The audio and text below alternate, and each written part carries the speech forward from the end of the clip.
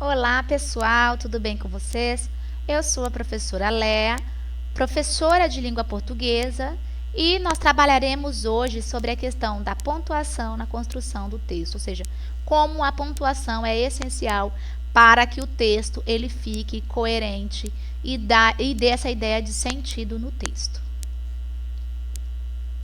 Então, primeiro, nós precisamos entender para que é que servem estes sinais. Olha só, nós temos os dois pontos, a interrogação, o traço, né? O ponto, a vírgula, os 3 pontos, que são as reticências, o ponto e vírgula e o sinalzinho de interrogação. Então, os sinais de pontuações são recursos próprios da língua escrita. Costumamos dizer que eles vão representar as pausas, as entonações da linguagem oral, tá? A pontuação ela não possui critérios rígidos a serem seguidos, mas requer atenção porque qualquer deslize pode prejudicar a clareza do texto. Ou seja, primeiramente, né, vai servir para dar essa ideia de pausa e entoação, ou seja, como é que é entoado meu texto. E se houver qualquer deslize, ou seja, qualquer erro, esses sinais de pontuação pode prejudicar a clareza, ou seja, o sentido do texto, tá? Então, perceba, eu coloquei um exemplo aqui de construções para você ver como é que qualquer deslize pode prejudicar o sentido do texto, tá? Se o homem soubesse o valor que... eu vou ler da maneira como está aqui, tá? Sem pontuação alguma. Se o homem soubesse o valor que a mulher tem, andaria de 4 à sua procura, tá? Tem pontuação nenhuma, não me permite respirar, não me permite pausa alguma. Diferente dessa, se o homem soubesse o valor que tem a mulher, andaria de 4 à sua procura. Vou ler novamente. Se o homem soubesse o valor que tem a mulher, andaria de 4 à sua procura. Olha o outro. Lembrando que lá em cima a vírgula foi colocada antes do verbo. Bem diferente daqui. Se o homem soubesse o valor que tem, a mulher andaria de 4 à sua procura. Percebam só. Na frase de cima, proporcionou o quê? A mulher, né? Já na de baixo, proporcionou o homem, tá? Aqui foi uma ajuda, um auxílio à questão de valores relacionadas à mulher, tá? E aqui relacionada ao valor do homem. Então, percebam que uma mudança, uma alteração da posição da vírgula gerou sentidos diferentes na minha frase. Então, vamos lá. O ponto, tá? Muitos chamam de ponto final. É empregado para indicar o término de uma frase declarativa, de um período simples ou período composto. Olha só. Hoje haverá aula de português. Aí terminei o meu período, coloquei um ponto, tá? Então, o ponto também pode ser usado nas abreviaturas. Olha só, fevereiro, né? Abreviatura de fevereiro, de habitante, de rodovia. E também é empregado para encerrar um texto, tá? Como eu falei, vai receber o nome de ponto final. Então, é bem simples, tá? O ponto e vírgula é utilizado para quando você quer dar uma pausa maior do que a vírgula, tá? Praticamente uma pausa intermediária entre o ponto e a vírgula. Então, como é que ela pode ser usada? Para separar orações coordenadas, olha só. Crianças, foi uma garota sapeca. Moça, era inteligente e alegre. Agora, mulher madura tornou-se uma doidivanas, tá? Então, teve essa pausa maior dentro do meu texto. Para separar itens de uma numeração, olha só, o artigo 206, o ensino será administrado com base nos seguintes princípios. Coloquei os 2 pontos e coloquei igualdade de condições para o acesso e permanência da escola, ponto e vírgula. Quer dizer que vai ter outros princípios, tá? Aí coloquei o 2 e o 3. Só coloquei o ponto final quando eu terminei o meu artigo, tá? Lembrando que tá lá na Constituição Federal, tá? Constituição da República Federativa do Brasil.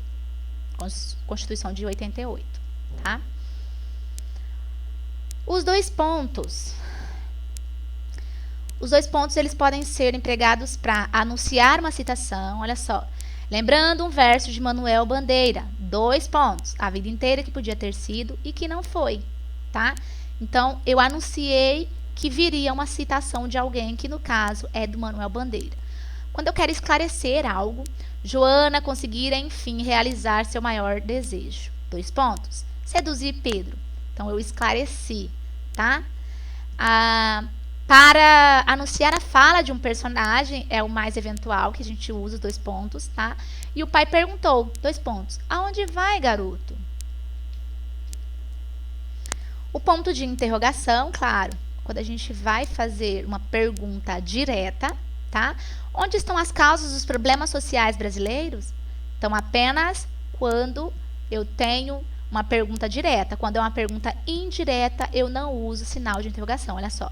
Quero saber o motivo da sua falta. Nesse caso, como é uma pergunta indireta, eu não uso sinal de interrogação, tá? O ponto de exclamação, quando eu quero fazer uma entonação exclamativa, ou seja, que exprime uma admiração, uma surpresa, uma indignação, tá? Vamos à luta, entrem na sala, socorro, tá? Então, nesses casos, eu uso o sinal de exclamação. As reticências, que a gente, às vezes a gente chama de 3 pontos, né? 3 pontinhos. Ela vai marcar uma suspensão da frase, ou seja, uma interrupção na fala, tá? Vai interromper uma fala, um fato. O balão foi subindo, 3 pontos, quer dizer que tinha algo a mais, mas eu interrompi. E eu trabalhei tanto pensando que também interrompi a fala. Não quero sair porque eu não estou com vontade, tá? Então também teve interrupções aqui. A vírgula é um problema, né, gente? Então, a vírgula ela pode ser usada em datas, tá? Para separar nome da localidade. Olha só, Cabrobó, vírgula, 28 de novembro de 2011. Quando eu quero omitir um termo, tá? Geralmente um verbo. Todos chegaram alegres e eu muito triste. Então, ao invés de eu dizer que cheguei, repetir novamente o termo chegar, eu usei a vírgula. Para separar termos da mesma função sintática, olha só, havia portugueses, brasileiros, espanhóis e italianos naquela festa. Então, como assim termos da mesma função sintática? Portugueses, brasileiros e espanhóis, né? Um exemplo, menina, nós temos aqui substantivos,